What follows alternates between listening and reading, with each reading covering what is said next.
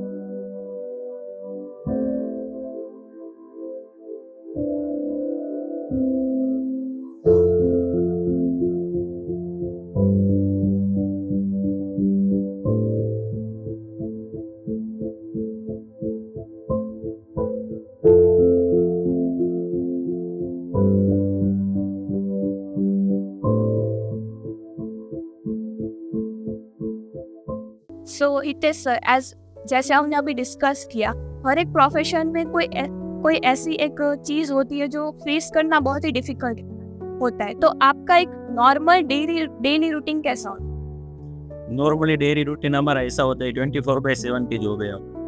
तो मतलब कौन सा भी काम हो, कैसा भी काम हो, अगर इम्पोर्टेंट काम भी हो तो भी उसको छोड़ के हमें कभी भी जाना पड़ सकता है. काफ़ी बार तो ऐसा हुआ है कि अगर हमारा पूरा फैमिली इकट्ठा होके हमारी वेट करके बैठा होता है, लेकिन फिर भी उसका जो खुशी होती है उसकी खुशी को छोड़ के हम एनिमल का कंजर्वेशन प्राइमरी रख के उसको छोड़ के भी जाना पड़ता है. तो हमारी जॉब जो है वो 24/7 की जॉब है. कभी भी हमें जाना होता है. मान लीजिए कि अगर हम खाना खाने बैठे हैं, काफ़ी बार मैंने ऐसा भी फेस किया है कि काफ़ी बार मैं खाना खाना बैठा होता हूँ और कहीं से भी ऑफिसर का फ़ोन आ जाए कि यहाँ पे कोई लाइनेस बीमार है, यहाँ पे कोई लाइन बीमार है, या कुछ रेस्क्यू करना है, किसी के घर में घुस गया है, या फिर हाउस में, स्कूल में कहीं पे भी ट्रैप हो गया है. तो ऐसे टाइम पे हमारी खुशी छोड़ के, हमारा मतलब जो काम है उसको छोड़ के प्राइमरीली उसको हम प्रेफरेंस देते हैं और वहाँ चले जाते हैं. सर, आपके प्रोफेशन में ऐसी कौन सी चीज़ है जिसे आप फुलफिल करने में बहुत ही ज़्यादा अच्छा महसूस करते हैं, या फिर से आपको ऐसी कौन सी चीज़ है आपके प्रोफेशन में जो आपको बहुत पसंद पड़ती है? ये अभी जो मेरा जॉब है उसमें सबसे बड़ी चीज़ है लाइन कंजर्वेशन, जो कि अब अभी इस टाइम का सबसे बड़ा और सबसे हॉट टॉपिक है। लाइन कंजर्वेशन हमारे स्टेट में सबसे बड़ी जो चीज़ है गुजरात में तो एशियाटिक लाइन है। पूरे वर्ल्ड में एशियाटिक लाइन कहीं पे भी नहीं पाए जाते हैं।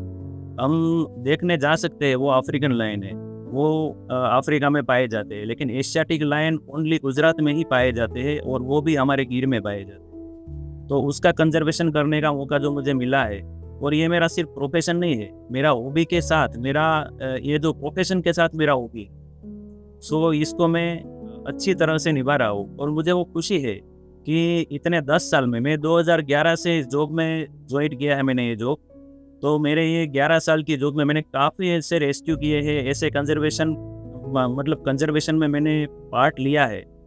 वो खुशी मुझे बहुत है, और वो खुशी का महसूस तब होता है जब हमें कोई हमारे साथ जो काम किया हुआ स्टाफ मिलता है और कभी-कभी मुझे बोलता है कि सर ये वो लाइनें है जिसको हमने बचाया था और ये उसके बच्चे हैं।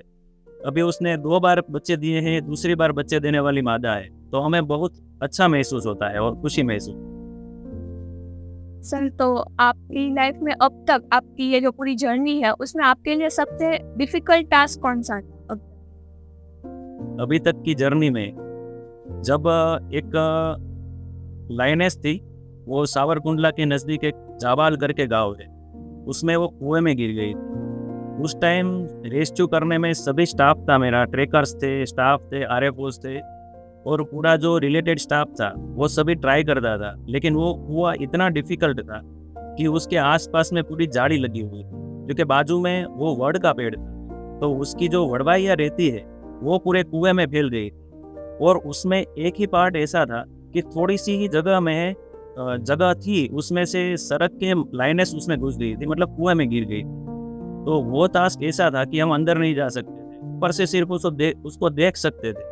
तो हमने उसको देखा, लेकिन वो कुआं इतना डिफिकल्ट था कि उसको रिमूव करना, वो झाड़ियाँ जो थी वो डीपली इंसर्ट होके अंदर सभी जगह पे स्प्रेड हो चुकी थी, तो उसको रिमूव करना भी थोड़ा डिफिकल्ट था। उस टाइम पे अंदर जाने के लिए मतलब जो मानस है, आदमी है, अंदर जाने से उसका जो श्वास है वो रूंध जाता था, उसका श्वास में थोड़ी घुटन होने लगती। तो ऐसे टाइम पे अंदर जाना भी थोड़ा डिफिकल्ट था। उस टाइम पे सभी ने ट्राई किया। पहले हमारे जो एक्सपर्ट ट्रेकर थे वो अंदर गए, उसके बाद टीम के दूसरे टीम जो हमने बुलाई, क्योंकि वो नहीं निकल पाई, अंदर जाने के बाद उसको थोड़ी घुटन सी होने लगी, उसको बाहर निकाला गया। फिर दूसरे जो स्टाफ थे उसको बुलाया गया, उसने भी ट्राई किया, उससे भी ये नहीं हो पाया। उस टाइम मैंने खुद ऐसा बोला कि सर चलो अभी मुझे एक चांस दे दो। सभी ने मना किया कि सर नहीं, आप कभी अंदर गए नहीं है कुएं में, और मैंने कभी कुएं में जाके ऐसा रेस्क्यू नहीं किया था। वो मेरे शुरुआत के मतलब जो दिन थे उस टाइम का ये रेस्क्यू था, तब मेरी शुरुआत थी, 2012-13 साल की बात है। फिर मुझे कुएं में अंदर उतारा और आधे कुएं में जाके फिर वो लाइनेस को मैंने लूप डाल दिया और लाइनेस को बाहर निकाल दिया। वो जो रेस्क्यू था वो मेरा सबसे अच्छा और बड़ा रेस्क्यू था। तो सर, जैसे आपने बहुत सारे लाइन्स को रेस्क्यू भी किया है, तो कभी ऐसा हुआ है कि आप उनको रेस्क्यू नहीं कर पाए, और अगर हुआ है तो तब आप कैसा फील? अभी तक के 100% में से 95% केसेस ऐसे हैं कि मैंने सोल्व कर दिए हैं। कभी ऐसा नहीं हुआ है कि रेस्क्यू उसका बाकी रह गया हो, लेकिन हाँ 5% केसेस ऐसे रहते थे कि जहाँ हम रेस्क्यू नहीं कर पाते थे, लेकिन उसमें हमारा एफर्ट वही रहता था कि अगर वो रेस्क्यू उस दिन नहीं हो पाता है तो फिर हम उसको छोड़ देते, क्योंकि लायन का टाइमिंग जो है ना वो बहुत परफेक्ट रहता है।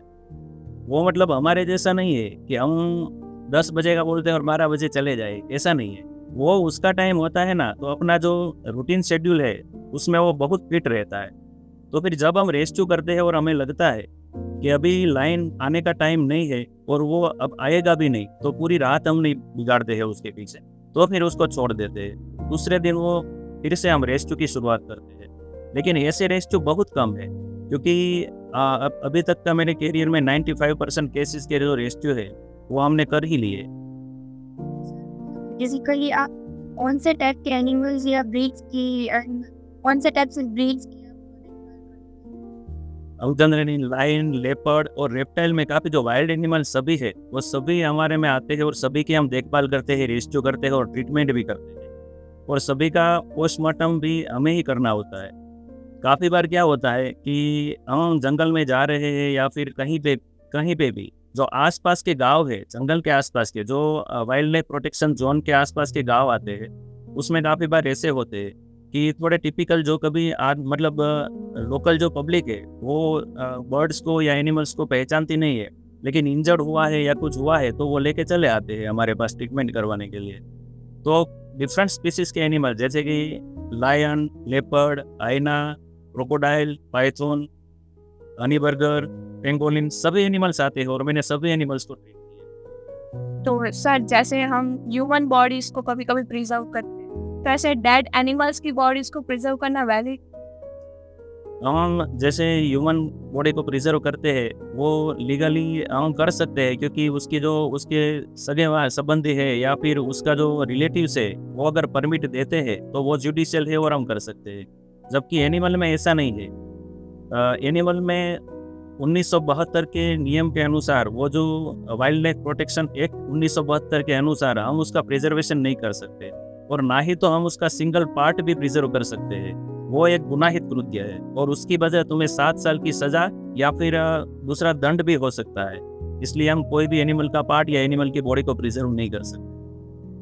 सर हम जब बीमार होते हैं तब हम डॉक्टर के पास जाते हैं, हम अपनी प्रॉब्लम्स उन्हें बताते हैं, लेकिन हम ऐसे एनिमल्स की हम कैसे पता कर सकते हैं कि उन्हें इंटरनल इंजरीज है या फिर उन्हें कोई हेल्थ इश्यूज है, वो हम कैसे पता कर सकते हैं? एनिमल्स जो है ना वो पूरा जंगल में घूमता है और जंगल में एक मालधारी करके जो समाज है, मतलब जो मालधारी ज्ञाति है वो अपनी गाय भैंस मतलब वो सभी चराने के लिए जंगल में जाते हैं। तो जो लायन है उसके आसपास जब गाय या भैंस मतलब जब वो चराने जाते हैं तो उसके पास जब वो जाती है तो वो अचानक से भड़क के बाहर निकल जाती है, मतलब घबरा के इधर उधर हो जाती है। तब जो वो मालधारी उसको चराने वाले जो हम उसको गोवाड़ बोलते हैं, वो जब वो जाके देखते हैं तो उसको पता चलता है कि यहाँ कोई एनिमल बैठा हुआ है। इसकी वजह से इसको थोड़ी घबराहट हो गई है सभी एनिमल्स को और इधर उधर वो भटकने लगे या भागने लगे। तो उस टाइम वो जाके उसको देख के थोड़ा ट्राई करता है कि पास जाने की। अगर वो नहीं मूवमेंट देता है या फिर कुछ भी रिस्पॉन्स नहीं देता है या फिर उसको लगता है कि एनिमल बीमार है और यही एक ही जगह पे बैठे रहते हैं, तो वो रिलेटेड जो स्टाफ है, गार्ड, फॉरेस्टर या आरएफओस, उसको वो इन्फॉर्म करते हैं। उसके बाद वो उसको इन्फॉर्म करने के बाद आरएफओस हमको इन्फॉर्म करते हैं और हम वो जो स्पॉट होता है वहाँ जाके हम उसको चेक करते हैं कि एनिमल बीमार है या नहीं है। सर आप एनिमल्स को मॉनिटर कैसे करते हो? मतलब फॉरेस्ट तो बहुत बड़ा है, तो आपको एग्जैक्टली कैसे पता चलता है कि ये एनिमल यहीं पर? एनिमल्स को मॉनिटर करने के लिए उसके काफ़ी सारे साइंस रखे जाता है एनिमल। जैसे कि अगर एनिमल कहीं पे भी बैठा हुआ है या आसपास के विस्तार में बैठा हुआ है तो जो फॉरेस्ट ऑफिसर, गार्ड, फॉरेस्टर वो जो है उसका फुट पेट्रोलिंग रहता है। वो चल के रास्ते पे जाते हैं और जंगल में घूमते हैं और उस टाइम उसको पता चलता है, सबसे पहला उसका ऑब्जर्वेशन रहता है फुट प्रिंट्स, फुट मार्क्स। जो एनिमल के फुट मार्क्स रहते हैं उसको ऑब्जर्व करते करते वो एक्सपर्ट होते हैं, क्योंकि काफ़ी सालों से वो इसके साथ जुड़े हुए हैं। तो उसको पता होता है कि ये फ्रेश फुट मार्क है या फिर 1 दिन का पुराना फुट मार्क है या फिर 2 दिन का पुराना फुट मार्क है, वो सब उसको पता चल जाता है। तो उस हिसाब से वो पहला ट्राई करते हैं कि फुट प्रिंट के हिसाब से एनिमल के पास चले जाए।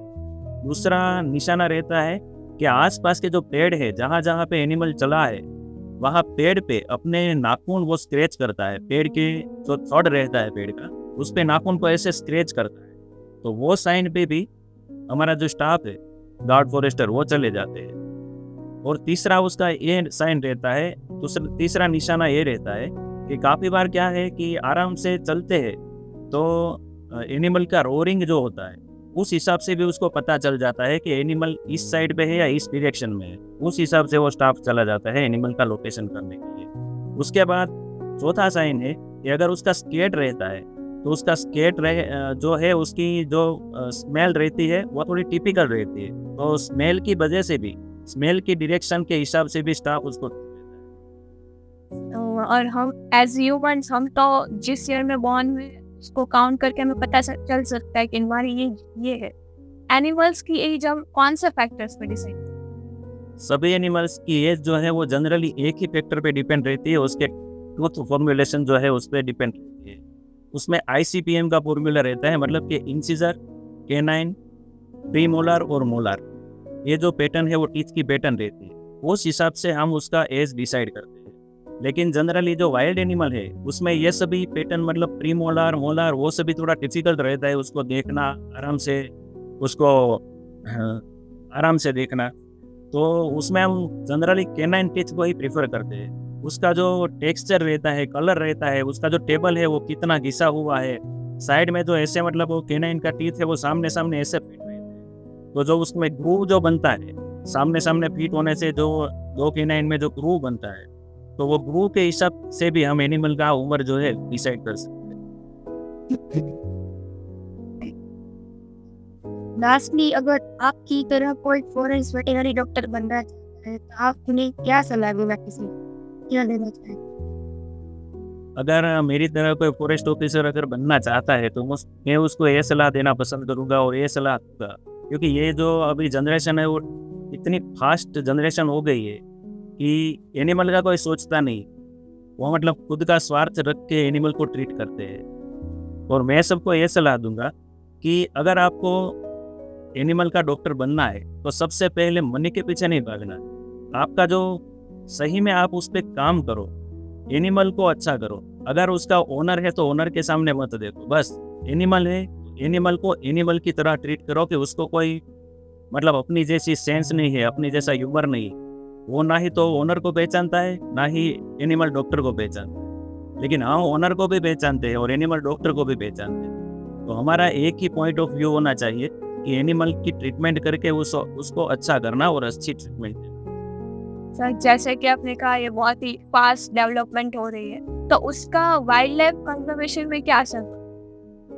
बहुत फास्ट कंजर्वेशन के कारण वाइल्ड लाइफ कंजर्वेशन में बहुत उसका असर पड़ा है। आज अभी जो है वाइल्ड लाइफ में लास्ट जो एनिमल सेंसस हुई थी लाइन की, उसमें 672 एनिमल बताए गए थे। तो अगर एक एनिमल के हिसाब से हम उसको कैलकुलेट करें तो मिनिमम उसको 8 स्क्वायर किलोमीटर का एरिया चाहिए एनिमल को घूमने के लिए। अगर उस हिसाब से हम उसको कैलकुलेट करें और मल्टीप्लाई करें तो अभी जो एरिया है उसमें इतने लाइन्स रह भी नहीं सकते। तो अभी क्या है, मेन एनिमल कॉन्फ्लिक्ट जो है वो बहुत बढ़ गए हैं। एनिमल का ह्यूमन पे अटैक, ह्यूमन का एनिमल पे अटैक, मतलब जो ह्यूमन ने अभी इतनी सारी डेवलपमेंट की वजह से अभी हम देख रहे हैं कि काफ़ी फील्ड में हम कभी भी जाते हैं तो रास्ते में भी हम गुजरते हैं, उस टाइम हमने देखा है कि वहाँ पे इलेक्ट्रोक्यूशन रखा हुआ होता है रात के टाइम। अभी एनिमल को वो नहीं पता होता है कि यहाँ इलेक्ट्रोक्यूशन है, वो अपने ही मूवमेंट में, मतलब अपने ही विस्तार में, अपने ही रूट पे वो मूवमेंट करता है। और एनिमल के सभी जो रूट है वो फिक्स रहते हैं, उसी रूट पे वो जाता है और उसी रूट पे वो आता है। हमारे जैसा नहीं है कि हमारा घर इधर है तो हम यहाँ छोड़ के दूसरे के घर में भी चले जाए। एनिमल में वो प्रोटोकॉल बहुत, और वो जो उसका शिस्त है वो फॉलो करते हैं। अगर उसका एरिया है उसको छोड़ के वो कभी नहीं जाते। हमने देखा भी है कि अगर हमारे डॉग जो रहते हैं स्ट्रीट डॉग, उसमें भी हमने देखा है कि एक कुत्ता अगर दूसरे कुत्ते के पीछे जबरदस्ती भाग के भी, मतलब 100 की स्पीड से भी भागता रहता है ना, फिर भी जब उसका एरिया आता है तो अचानक वो स्पीड ब्रेक मार के वो वापस मुड़ जाता है। क्यों? क्योंकि वहाँ उसका एरिया फिक्स हो गया कि यह मेरा एरिया नहीं है, यहाँ से मुझे आगे नहीं जाना है। तो एनिमल में भी ऐसा रहता है, तो वो अपने ही मूवमेंट एरिया में मूवमेंट करता है। तो ये फास्ट डेवलपमेंट एरिया में एक तो सबसे बड़ा प्रॉब्लम हो गया है इलेक्ट्रिक। दूसरा कि डेवलपमेंट में रोड, फिर रिसोर्ट्स, होटल्स, ये सभी जो डेवलपमेंट करने के लिए जो सभी हम डेवलप कर रहे हैं, तो वो सभी डेवलपमेंट की वजह से जो लायन का सही में एरिया है, उसका जो जंगल है, उसका जो घर है, वो हमने अपना घर बना लिया है। उसका घर हमने अपना बना लिया है, अपना समझ के।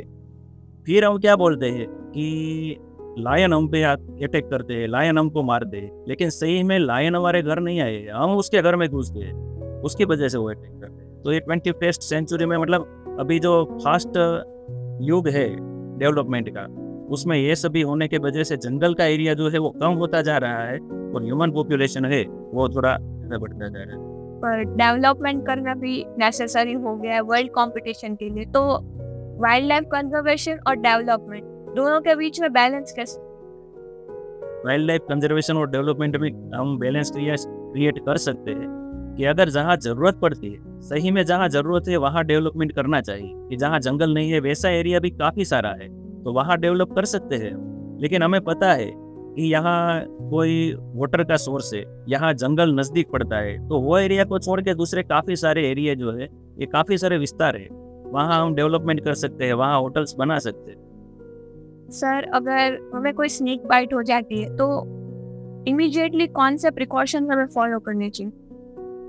स्नेक बाइट हो जाती है तो सबसे पहले जो व्यक्ति को स्नेक बाइट हुआ है उसको कामली आराम से बिठाना चाहिए, ताकि उसका जो सर्कुलेशन है, ब्लड सर्कुलेशन, वो नॉर्मल तरीके से चलता रहे। दूसरा काम ये करना चाहिए कि उसके जहाँ बाइट हुआ है वो साइड से हार्ट की ओर, मतलब हृदय की ओर, हृदय और वो बाइट के बीच में कोई बैंडेज लगा देना चाहिए, ताकि जो सर्कुलेशन है वो इतना फास्ट हार्ट तक ना पहुँचे और उसको प्रिवेंट किया जाए कि उसका जो पॉइजन है वो हार्ट तक जल्दी से जाके कार्डियक अरेस्ट ना करे।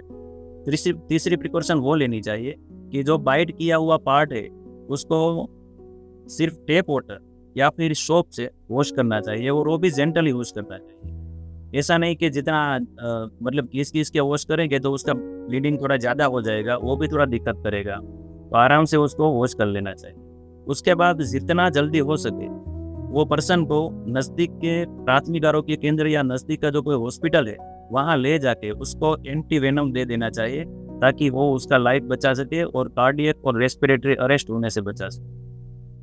हमारी कम्पीटिटिव जैसे मिक्स होते हैं, मतलब कि जब भी कोई भी स्नैक्स को देखते हैं तुरंत ही डर जाते हैं या फिर उसे भूख लगती है। तो मतलब ऐसी तो क्या है मिक्सिंग के बारे में कि इतने लोग मतलब बहुत सारे ऐसे बैकवर्ड विलेजेस हैं जहाँ पर स्नेक को कुछ अलग ही मिथ्स उनके फॉलो करते हैं कि स्नेक ये है वो है, तो वो मिथ दूर करने के लिए क्या करेंगे? अभी स्नैक के बारे में हमारे समाज में काफ़ी सारे मिथ्स प्रसरे हुए, और अभी भी इतने फास्ट युग में भी हम वो मिथ्स पे हम डिपेंड करते हैं, उसको मानते हैं। सबसे पहला मिथ्स ये है कि सांप दूध पीता है, तो सांप सही में दूध नहीं पीता है। हमारे जैसे नाग पंचमी के त्यौहार आते हैं, उस टाइम हम देखते हैं कि काफ़ी लोग जाते हैं दूध का कटोरा लेके, उसको दूध पिलाने के लिए जाते हैं, उसको चढ़ाते हैं और बोलते हैं कि आज सांप दूध पिया, उसने बहुत सांप ने दूध पिया। सही में ऐसा नहीं है। हाँ, सांप दूध पीता है, कब पीता है कि अगर वो जो वहाँ आता है सांप और उसको पूरा डिहाइड्रेशन हुआ रहता है बॉडी, तो वो दूध भी नहीं, कोई भी चीज़ डालेंगे लिक्विड वो पी लेगा। बाकी सांप दूध नहीं पीता है, वो वेनमस और एंटी मतलब नॉन वेनमस और वेनमस दो तरह के स्नेक होते हैं, और वो मांसाहारी है, तो वो दूध नहीं पीता है। सबसे पहली वो बड़ी मिथ ये थी, दूध पीता है।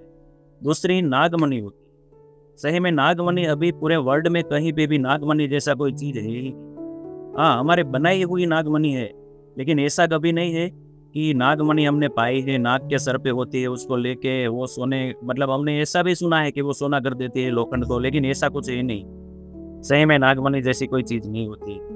तीसरा मिथ ये है कि अलग अलग मतलब एक साथ 2-3 उसके फेस वाले स्नेक होते हैं, मतलब उसको 2-3 चेहरे होते हैं। हाँ है, वर्ल्ड में काफ़ी स्नेक ऐसे हैं जिसके 2 चेहरे होते हैं, मतलब 2 मुंह होते हैं, और वो 2 मुंह वाला जो स्नेक है उसके 2 मुंह आपस में खाने के लिए लड़ झगड़ भी सकते हैं, ऐसा एक स्नेक है। बाकी पूरे वर्ल्ड में ऐसा नहीं है कि सभी स्नेक ऐसा होता है, वो मिथ्स नहीं है। ऐसी एक स्पीशीज आती है जिसमें 2 मुंह रहते हैं उसके स्नेक के, और वो आपस में लड़ झगड़ भी सकते हैं और 2 अलग अलग एक्टिविटी भी कर सकते हैं। और उसके बाद एक मिथ ऐसी है कि अगर आप सांप को मार डालेंगे, सही में पहले तो मैं ये बता दूं कि सांप को सही में मारना ही नहीं चाहिए। हम क्या है, सांप को देखते हैं तो हमारे पहले से ऐसी साइकोलॉजी बंधी हुई है हमारे समाज में, हमारे मन में। जब हम छोटे होते हैं ना, तभी हमको ऐसा सिखाया जाता है कि अगर सांप को देखो तो मार देना है उसको। सही में मारना नहीं चाहिए, क्योंकि पोषण कड़ी जो है उसका वो पार्ट, तो पोषण कड़ी के पार्ट के हिसाब से उसको बचाना चाहिए। अभी हम देख रहे हैं कि हमारे घर में अगर हमारे कोई कोठार है, उसने हमने अन्न दाना वगैरह जो संग्रह किया हुआ है उसमें सभी में चूहे हो गए, बढ़ गए। क्यों बढ़ गए? क्योंकि समाज में ऐसे धीरे धीरे करके इसका इफेक्ट कब आता है, हम जो कोई भी काम करते हैं ना, तो उसका इफेक्ट धीरे धीरे करके लंबे टाइम पे आता है। तो अभी सालों के बाद हम अपने समाज में देख भी रहे हैं कि चूहे का पॉपुलेशन बढ़ गया है। क्यों बढ़ गया है? इसकी वजह से ही बढ़ गया है कि लाइफ जो उसका पोषण कड़ी है उसमें से हमने ये पार्ट को हटा दिया है, तो उसको जो खाने वाला था वो तो अभी जिंदा बच गया है। चूहे इसलिए बढ़ गए हैं। तो सांप को मारना नहीं चाहिए। फिर भी ऐसा एक मिथ प्रसरा हुआ है समाज में कि हम सांप को मार देते हैं ना, तो जो नागन रहती है मतलब फीमेल सांप, वो उसका वेर लेने के लिए आती है, हमको मारने के लिए आती है। अब वो सही है कि अगर हमने कोई सांप को मारा होता है तो वहाँ पे दूसरा सांप आता है, लेकिन उसका एक साइंटिफिक रीजन है। क्यों आता है? क्योंकि जब भी हम कोई सांप को मार देते हैं ना, तो अमुक घंटे के बाद, थोड़े टाइम के बाद उसमें से फेरोमोन्स सीक्रेट होते हैं जो मेल हार्मोन है। तो फेरोमोन्स सीक्रेट होने की वजह से फीमेल जो है वो मेटिंग के लिए अट्रैक्ट होकर वहाँ आती है। तो इसकी वजह से हम ऐसा सोचते हैं कि वो उसका बदला लेने के लिए आई। सही में वो साइंटिफिक फिनोमेना है, इसलिए वो वहाँ आती है। सर आपने बोला कि स्नेक दो टाइप के होते हैं, वेनमस या एंटी वेनम। तो हमें अगर स्नेक बाइट हुआ है तो क्या हम खुद पता लगा सकते हैं कि ये जो जिस स्नेक ने हमें बाइट किया है वो वेनमस है या एंटी वेनम? जी जरूर पता लगा सकते हैं। और हम जो जाते हैं ना सांप डंखने के बाद या सांप करड़ने के बाद, वो जब हमें बाइट करता है स्नेक, तो हम चले जाते हैं, कोई भुआ या फिर कोई मदारी उसके बाद चले जाते हैं। और वो ऐसा बोलते हैं, हमारा हाथ देख के ही वो ऐसा बोलते हैं कि चलो हम उतार देंगे, 2-3 दिन तक आना पड़ेगा आपको। फिर अगर वो नहीं उतारने वाले होते हैं तो देख के बोल देते हैं कि नहीं नहीं भाई, ये शायद हमारे हाथ में नहीं है, क्योंकि उसको पता चल जाता है कि ये पॉइजनस स्नेक ने काटा है या नॉन पॉइजनस स्नेक ने काटा है। पॉइजनस स्नेक जब काटता है ना, तो उसको 2 तरह के दांत होते हैं ऐसे। तो वो जब बाइट करता है तो उसका मार्किंग जो है हमारी स्किन पे, वो 2 ऐसे स्पॉट होके जो बनता है, ऐसे 2 ही उसका निशान रहता है। जैसे बाइट किया है उसका 2 ही पंचर वुंड रहता है। जबकि नॉन पॉइजनस जो स्नेक रहते हैं उसका पूरा जड़बा है वो ऊपर का दांत वाला रहता है। तो जब वो काटता है हमें यहाँ पे, तो उसका पूरा मार्किंग रहता है। जैसे हम किसी को बाइट करते हैं ऐसे मुंह से, और जो छाप बनती है वैसी छाप नॉन पॉइजनस स्नेक में बनती है। तो वो जो काटा हुआ मार्किंग है उसको देख के हम पता कर सकते हैं कि नॉन पॉइजनस स्नेक ने काटा है। और ऐसे काफी केसेस है कि लोग मर जाते हैं कि इसकी वजह से, स्नेक काटने की वजह से नहीं मर जाते, लेकिन 90% लोग जो है उसका डेथ स्नेक ने काटा है ना उसके डर से ही हो जाते हैं। सर आप बेसिकली कौन सी टेक्निक्स यूज करते हो एनिमल्स को रेस्क्यू करने? एनिमल को रेस्क्यू करने के लिए हम 2 तरह की टेक्निक होती है हमारे पास। सबसे पहले तो हम फिजिकल और दूसरी होती है केमिकल। तो फिजिकल टेक्निक जो रहती है वो हम बाय रोप, केज या फिर उसके इंस्ट्रूमेंट, उसकी हेल्प से करते हैं। केज में ring cage, trap cage, side shutter lock cage, पेरोड केज, वो सभी केजेस आती हैं, जिसका यूज करके हम एनिमल को ट्रीट करते हैं, रेस्क्यू करते हैं और उसको ट्रैप करते हैं। दूसरी टेक्निक जो है वो इमोबिलाइजेशन की टेक्निक है। मतलब एनिमल को हम केमिकल इमोबिलाइजेशन करके उसका रेस्क्यू और ट्रीटमेंट करते हैं। केमिकल इमोबिलाइजेशन में डार्ट गन आती है जो एयर गन है, जिसमें CO2 गैस का यूज होता है। CO2 सिलेंडर रहता है, उसमें प्रेशर मेंटेन होकर कितना डिस्टेंस तक हमें गन लगाना है, कितने डिस्टेंस तक डार्ट को मतलब कितने डिस्टेंस तक एनिमल को डार्ट करना है, उस हिसाब से हम प्रेशर मेंटेन करके एनिमल को हम डार्टिंग करते हैं। Our nation India is a home to huge forests with a wide number of wild animals present in it. There are many huge forests like Gir Forest, Sundarban Forest, and many more. According to latest census, there are approximately 4,000 tigers present in India and approximately 674 lions. 75% of world tiger population is found in India only. Sir क्या आप हमारी audience को कोई message देना चाहें?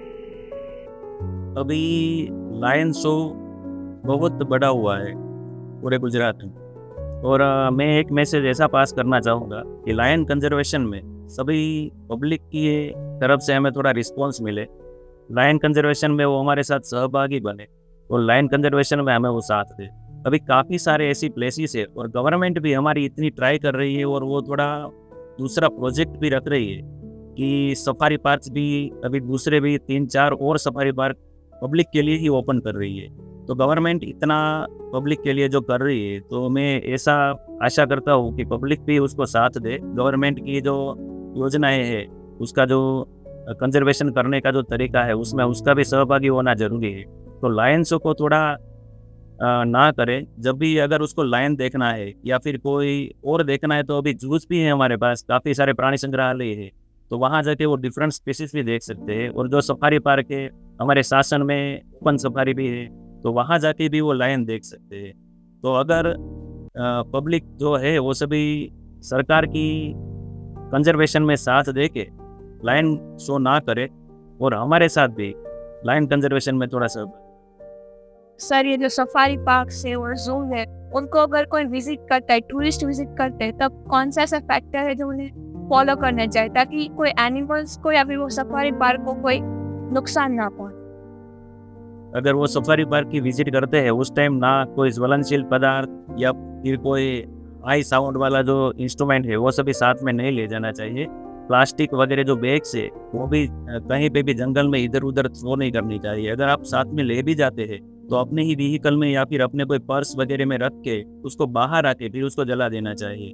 और जंगल में animals को अगर आप देखते भी है सफारी में जाके तो उसको टीज नहीं करना चाहिए। आराम से उसको देखो, उसके फोटोग्राफी करो, लेकिन उसको टीज ना करो और आराम से देख के फिर उसका एंजॉय करो। सर आपका, जैसे आपने स्टार्टिंग में बोला कि आपकी 24/7 की जॉब है, तो आपको कभी कभी बहुत ही ऐसे पर्सनल मोमेंट होते होंगे जो आपको मिस करने पड़ते हैं, तो क्या आपको रिग्रेट होता है या फिर आप अपनी जॉब से इतना अटैच हो कि आपको कोई फर्क, मतलब इतना ज़्यादा कोई फर्क?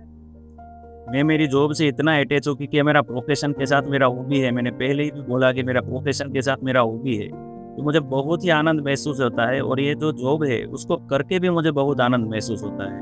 और काफ़ी बार पूरे जब ये एक 2017 से 2019 का पूरा पीरियड ऐसा था, आपने भी सुना होगा कि कैनाइन डिस्टेम्पर वायरस जो लाइन में आया था, उस टाइम हमने पूरा कंटिन्यूअस 15 डेज तक एक ही जगह पे हमने 15 डेज निकाल दिए थे, लेकिन घर नहीं गए थे हम। लेकिन फिर भी हमें ऐसा महसूस नहीं हुआ था कि अरे यार ये क्या है, हमें घर जाना चाहिए, हमें समाज में एंजॉय करना चाहिए। ऐसा कभी भी मन में विचार भी नहीं आया था, ना मुझे सिर्फ नहीं, लेकिन मेरे साथ जो पूरा स्टाफ था वो पूरा अपना घर बार सभी छोड़ के हम सभी साथ में ही उसका ट्रीटमेंट, उसका रेस्क्यू जो सभी थे वो करने में लगे हुए थे। लेकिन कोई भी स्टाफ ने एक बार भी ऐसा नहीं बोला था कि सर अभी हमें घर जाना है तो हमें घर एक दिन जाने दो।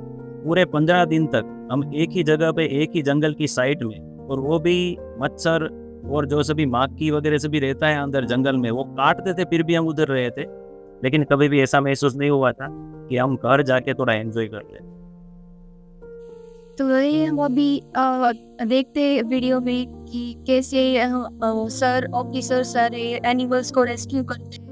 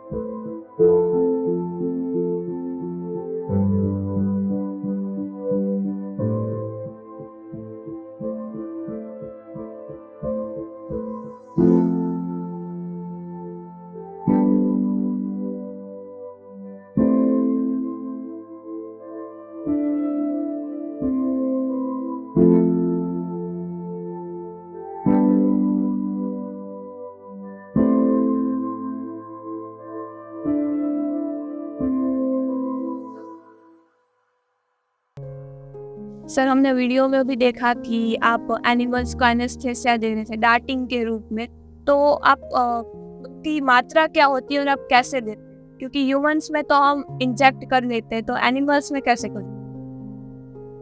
ये जो हम ड्रग जो इंजेक्ट करते हैं डार्ट में, उसकी मात्रा हम एनिमल को देख के अप्रोक्सीमेट डिसाइड करते हैं कि अप्रोक्सीमेट कितने वेट का होगा एनिमल। जब हम नज़दीक जाके उसको देखते हैं तो एनिमल को देखने के बाद हम उसकी मात्रा डिसाइड करते हैं और उस हिसाब से हम तय करते हैं कि कितनी मात्रा में हमें ड्रग डार्ट में डालनी। और डार्ट में हम ज़ाइलेजिन और केटामाइन जनरली यूज़ करते हैं, जो ह्यूमन में ही होता है। वही सेम ड्रग ही ह्यूमन में ही यूज़ होती है, लेकिन हमारे जो डार्ट करने की जो ड्रग की मात्रा है वो ह्यूमन से थोड़ा ज़्यादा रहता है।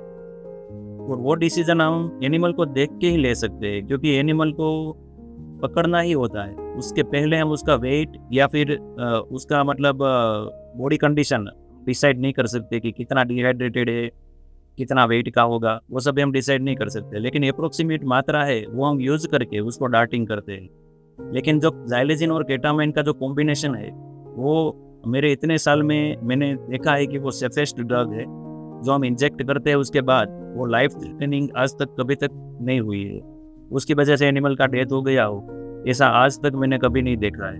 तो वो जो ड्रग है ज़ाइलेजिन और केटामाइन, वो हमारे एनिमल में इंसर्ट करते हैं वो सेफ ड्रग। कड़ी मेहनत करते हैं, आप अपनी लाइफ को तक डेंजर में रख के एनिमल्स को रेस्क्यू करते हैं, तो आपको ये सारी चीजें करने के लिए आपको इंस्पिरेशन कहाँ से मिली? जब मैंने अपना एजुकेशन पूरा किया तो सबसे मैं पहले इंटरव्यू था फॉरेस्ट डिपार्टमेंट का।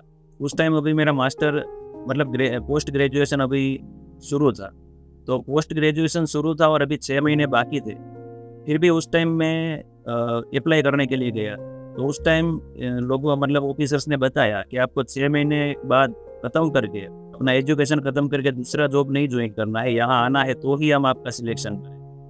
तो मुझे अंदर से इतना क्यूरियोसिटी था कि नहीं, मुझे वाइल्ड लाइफ में काम करना है, तो उसकी वजह से मैंने उसको हाँ भी बोल दिया। और जब हम घूमने के लिए गए थे तब मेरा एक मैं सेल्फ एक्सपीरियंस बता रहा हूँ। तो हमारी उस टाइम की गाड़ी, हम पूरे फैमिली के साथ कनकाई बानेज वगैरह घूमने गए थे, तो वहाँ हमारी गाड़ी बंद हो गई, तो धक्का लगाने की ज़रूरत थी क्योंकि पूरे डाल में ही रुक गई। तो धक्का लगाने के लिए भी हम नीचे नहीं उतर रहे थे, एक दूसरे को दाव दे रहे थे कि भाई नीचे उतरो, यहाँ लाइन आएगा काट लेगा, हमें नुकसान कर देगा। फिर भी वो जो मोमेंट था तब मैंने ऐसा बोला था कि अगर मुझे यहाँ जॉब मिल जाए तो बहुत मज़ा आए। तो पहले से ही जब मैं पढ़ता था और मेरा चालू था डिग्री कोर्स, उस टाइम पे भी मुझे ऐसा था कि मुझे जंगल में जॉब करनी है। तो तब मैंने उसको ज्वाइन कर लिया कि ठीक है। 6 महीने बाद मैंने जॉब भी ज्वाइन कर लिया। लेकिन आप जो बोल रहे हो कि आपको इतना डेंजर में रह के भी काम करने की प्रेरणा कहाँ से मिलती है, तो जब भी हम कोई एनिमल को ट्रीट करते हैं उसके बाद उसको देखते हैं, हमारे सामने होता है एनिमल, उसका कंडीशन भी हमने देखा होता है कि भाई कितना सीरियस था और कहाँ आके वो अभी कैसे आराम से घूम रहा है। जब उसको हम देखते हैं ना तो अंदर इतना सारा एनर्जी आ जाता है कि नहीं ये सही है, हम जो कर रहे हैं ना, हम जो पढ़े हैं, हमने जो सीखा है वो हमने अप्लाई किया है, उसका ये उदाहरण है और हमारे सामने वो रहता है। ऐसा ही एक एग्जाम्पल मैं बताऊँ आपको कि एक लाइनेस थी, सही में वो ऑफिसर ने मुझे ऐसा ही बोला था कि सर लाइनेस का डेथ हो गया है और आपको पोस्टमार्टम के लिए आना है। तो जब वो लाइनेस को देखने में गया तो पूरे उसके बॉडी पे मैगट पड़े हुए थे। मैगट मतलब छोटे छोटे जो जीवात रहती है वो हो गई थी। उसको कान भी मतलब मूव करने की उसमें ताकत नहीं थी। और वो उस टाइम हमने वो लाइनेस को देखा तो जब उसको टच मैंने किया तो थोड़ा सा उसने आंख का मूवमेंट दिया, बाकी बॉडी तो पूरा मूवमेंट दे ही नहीं रही। तो वो जब लाइनेस को हमने उठाया, फिर हमने उसको हॉस्पिटल पे लाके पूरा पहले वॉश किया कि मतलब जो ड्रग है उससे वॉश किया ताकि वो मैगट वगैरह सब कुछ हम रिमूव कर सकें। और दूसरे दिन तो वो मतलब सभी जो स्टाफ उस टाइम हाजिर था उसने तो लकड़ी भी इकट्ठा कर रही थी कि कल उसको जलाना ही पड़ेगा सर, कि उसका डेथ ही हो गया है। लेकिन उसका सिर्फ आंख का मूवमेंट था। उसको मैंने कंटिन्यूसली 8 दिन तक ट्रीट किया और वो लाइनेस कंप्लीट हो गई। उसके बाद हमने उसको रिलीज किया। फिर 3-4 साल के बाद स्टाफ मिला मुझे रास्ते में, जब मैं जा रहा था तुलसी श्याम मंदिर की ओर ट्रीट करने जा रहा था एक लाइनेस को। तो रास्ते में मुझे स्टाफ मिला, उसने बताया कि सर ये लाइनेस जो जा रही है ना, वो आपने ट्रीटमेंट किया था ना वो लाइनेस है। तो फिर मैंने उसको देखा, तो लाइनेस को तो मैंने देखा ही, लेकिन उसके पीछे उसके 3 बच्चे जा रहे हैं। तो उसको देख के इतना मजा आया कि नहीं, सही में हम कितने खुशनसीब है कि लोगों को यहाँ देखने आने के लिए भी परमिशन लेनी पड़ती है, देखने आने के लिए पैसे खर्च करने पड़ते हैं, और वो जो हमें मिली है और हमें सेवा का मौका मिला है, तो वो जब मन में विचार आता है ना, तो अंदर से बहुत क्यूरियोसिटी आ जाती है और अलग प्रकार की एनर्जी आ जाती है, और उस टाइम हमें कुछ नहीं दिखता, बस इसकी सेवा और इसकी ट्रीटमेंट वगैरह सब कुछ वही दिखता है। आपका एनिमल्स के साथ एक प्यारा से इमोशनल अटैचमेंट है, जिससे आप की मदद बहुत ही अच्छे से कर सकते जी बिल्कुल। सर, आपके जो वीडियोज है वो देखकर लगता है कि आप फोटोग्राफी के लिए भी पैशनेट हैं। जी, ज़रूर। जब भी मुझे ऐसा लगता है कि ये मोमेंट सही में कैप्चर कर लेना चाहिए, जबकि कहीं पे भी मैंने अपने मतलब अपनी तरह से अपने फेसबुक पे भी काफ़ी सारे फ़ोटोज़ रखे हुए हैं, जो बर्ड्स के हैं, एनिमल्स के हैं। वो इसलिए भी रखा है, ताकि क्या है कि इन फ्यूचर अगर कोई हमारा फेसबुक देखे और वो पेज देखे, तो उसको पता चले कि नहीं, ये बर्ड ये है। अभी क्या है कि फ्यूचर में जैसे हम काफ़ी पॉपुलेशन और काफ़ी बर्ड्स, एनिमल ऐसे हैं कि जो लुप्त हो गए हैं, उसको सिर्फ हम पेपर पे ही देख सकते हैं, फोटोग्राफी में ही देख सकते हैं। तो मेरा दूसरा इंटेंस वो भी है कि अगर वो उस पेज को लाइक करे, देखे, या फिर सिर्फ देखे, उसको लाइक करे या ना करे, लेकिन सिर्फ उसको देखेंगे ना, तो भी वो वीडियो से उसको पता चलेगा कि ये बर्ड कैसा होता है, उसकी मूवमेंट कैसी होती है, लाइन ऐसा होता है। जैसे इंडियन फ्लाई कैचर है, तो वो जो दुधराज हम उसको बोलते हैं, तो दुधराज भी अभी लुप्त होने जा रहा है, ऐसा बर्ड है। तो काफ़ी सारे फोटोग्राफ मैंने उसके भी खींचे हैं, लेकिन फोटोग्राफी की काफ़ी मोमेंट ऐसी है कि मज़ा आता है कि ये मोमेंट लाइफ लॉन्ग फिर देखने को नहीं मिलेगी। ऐसा सोच के कभी-कभी मैं फोटोग्राफी भी कर लेता हूँ। तो सर, आपकी ये जो पहले से अब तक की वाइल्ड लाइफ की जर्नी है, वो जर्नी को सोसाइटी तक पहुंचाने के लिए आपने कोई डॉक्यूमेंट्री शूट की?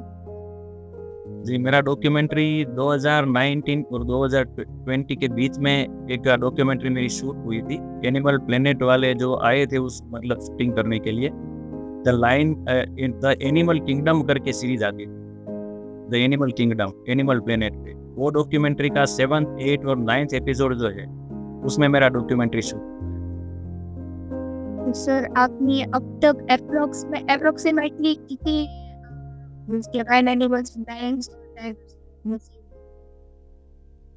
मेरी अब तक की 11 साल की लाइफ में मैंने अप्रोक्सीमेटली 1400 से 1500 लेपर्ड को ट्रीट किया है और 1200 से 1300 लायन को ट्रीट किया है। That's a huge number, sir. तो सर, आपने जो डॉक्यूमेंटेशन की थी एनिमल प्लैनेट्स वाले आए थे, वो एक्सपीरियंस कैसा था? वो एक्सपीरियंस बहुत बड़ा था, क्योंकि वो 6-7 महीने तक वहाँ हमारे गिर में ठहरे थे, और जब भी उसको लगता था कि कोई मोमेंट ऐसा है हमें शूट करना है, तो पूरे दिन तक वहाँ बैठे रहते थे। एक बार तो ऐसा हुआ था कि उसने कैमरा लगाया, हम पूरे एक बहुत बड़े पर्वत पे जाके बैठे थे और वहाँ बारिश शुरू हो गई, तो उसका कैमरे को बचाना भी बहुत डिफिकल्ट हो गया, हमारा नीचे आना भी बहुत डिफिकल्ट हो गया, और हम जो चीज़ को, जो मोमेंट को कैप्चर करना चाहते थे, वो तो चला ही गया, क्योंकि लाइन वहाँ बैठा था, बारिश की वजह से वो वहाँ से निकल गया। तो काफ़ी ऐसे एक्सपीरियंसेस रहे कि बहुत मज़ा आया, लेकिन वो 6-7 महीने की शूटिंग में हमने बहुत अच्छा महसूस किया और हमें बहुत अच्छा feel. In conclusion, India's wildlife is a precious treasure that must be preserved and conserved for the future generation. Our country's natural beauty is intricately linked by the diversity of its animals and plants life. Let us recommit ourselves to the cause of conservation of strive, foster a harmonious coexistence between humans and wildlife. Together we can make a difference and secure the future of India's magnificent fauna. We are very grateful for your commitment towards our wildlife sanctuaries, and we also thank you for sparing your time and coming here. We also thank Gajera Trust and Gajera Group of Schools for giving us this opportunity. Thank you.